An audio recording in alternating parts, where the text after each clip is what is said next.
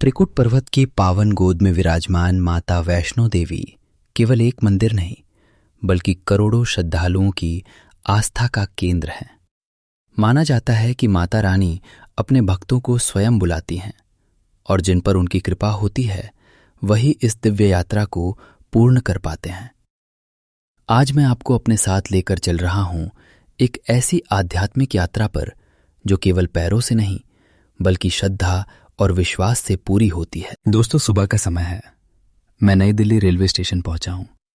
मेरे मन में उत्साह और आंखों में माता के दर्शन की चाह है।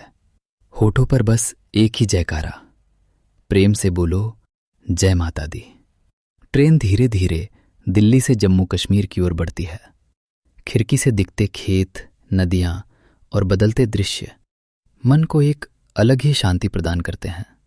कई घंटों की यात्रा के बाद हम पहुंचते हैं कटरा, जो माता वैष्णो देवी यात्रा का आधार शिविर माना जाता है। यहीं से लगभग 13 किलोमीटर की चढ़ाई शुरू होती है। कटरा पहुंचकर सबसे पहले यात्रा पर्ची और आवश्यक औपचारिकताएं पूरी की जाती हैं। इसके बाद माता का जयकारा लगाते हुए यात्रा आरंभ होती है। सबसे पहला पड़ाव आता है बाणगंगा। मान्यता है कि माता ने यहां अपने बाण से जलधारा प्रकट की थी। श्रद्धालु यहां माथा टेक कर आगे बढ़ते हैं। रास्ते भर गूंजता है जय माता दी, जय माता दी। ऊंचे पर्वत, ठंडी हवाएं और हजारों श्रद्धालुओं की भक्ति यात्रा को और भी दिव्य बना देती है। आगे बढ़ते हुए हम पहुंचते हैं चरण पादुका। माना जाता है कि माता ने यहां से पीछे मुड़कर भैरव को देखा था। यह माता के चरण चिन्ह होने की मान्यता है। फिर आता है पवित्र अर्धकुंवारी मंदिर, जहां माता ने 9 महीने तक तपस्या की थी। जैसा एक बच्चा अपनी मां के गर्भ में 9 महीने तक रहता है, इसी कारण इस गुफा को गर्भजून गुफा भी कहा जाता है, जिसका अर्थ है मां के गर्भ के समान स्थान। ये कटरा से लगभग 6 किलोमीटर की दूरी पर स्थित है। भवन मुख्य वैष्णो देवी मंदिर तक पहुंचने से पहले श्रद्धालु यहां दर्शन करते हैं। गर्भजून गुफा ये एक प्राकृतिक और संकरी गुफा है। श्रद्धालु इसके अंदर से होकर गुजरते हैं।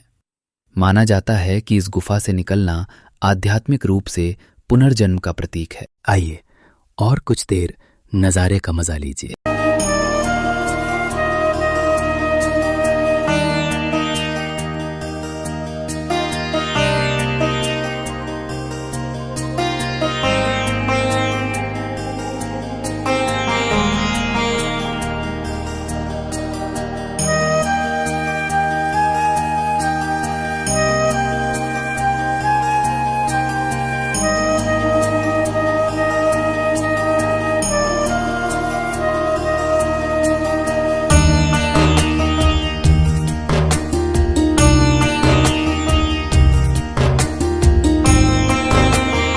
यहाँ कुछ देर विश्राम करने और माता के जयकारों के बीच नई ऊर्जा प्राप्त करने के बाद हमारी यात्रा पुनः आरंभ होती है।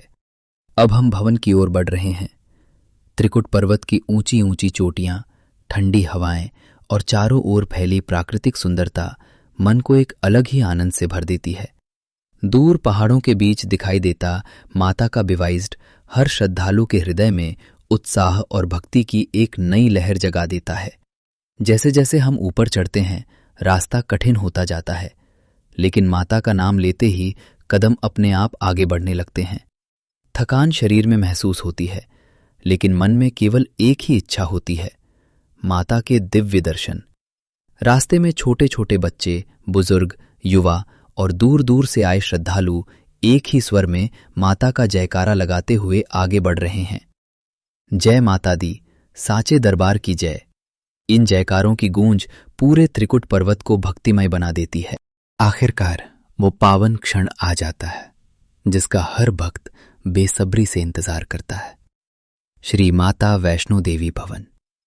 सामने माता का दिव्य दरबार है। चारों ओर भक्तों की भीड़ है, लेकिन उस क्षण ऐसा महसूस होता है मानो माता केवल आपको ही अपने चरणों में बुला रही हो। भवन की भव्यता, वातावरण में गूंजते भजन, घंटियों की मधुर ध्वनि और भक्तों के जयकारे मन को भाव विभोर कर देते हैं। आंखें नम हो जाती हैं और हृदय श्रद्धा से भर उठता है। लंबी प्रतीक्षा के बाद वो क्षण आता है जब हम माता के पवित्र गुफा मंदिर में प्रवेश करते हैं। गुफा के भीतर विराजमान हैं माता के 3 दिव्य स्वरूप।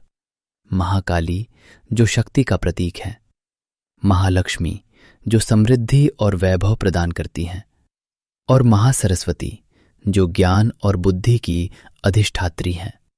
इन तीनों पिंडियों के दर्शन करते ही मन में एक अद्भुत शांति का अनुभव होता है। ऐसा लगता है जैसे जीवन की सारी चिंताएं, दुख और परेशानियां माता के चरणों में समर्पित हो गई हों। उस दिव्य क्षण को शब्दों में व्यक्त करना लगभग असंभव है। ये अनुभव केवल महसूस किया जा सकता है।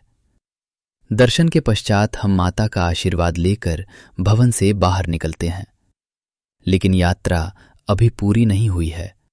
तो दोस्तों, इसी के साथ हम इस वीडियो को यहीं विराम देते हैं। उम्मीद करता हूं कि आपको हमारी माता वैष्णो देवी यात्रा का ये पहला भाग पसंद आया होगा। अगर वीडियो अच्छी लगी हो तो इसे लाइक करें, अपने दोस्तों और परिवार के साथ शेयर करें और हमारे चैनल को सब्सक्राइब करना बिल्कुल ना भूलें। इस यात्रा के अगले भाग में हम आपको भैरव बाबा मंदिर और यात्रा के कई अद्भुत दृश्यों से रूबरू कराएंगे। तब तक के लिए अपना और अपने परिवार का ध्यान रखें। जल्द ही मिलते हैं एक नई वीडियो के साथ। प्रेम से बोलो जय माता दी। वीडियोस बनाने हैं फिल्मोरा है ना।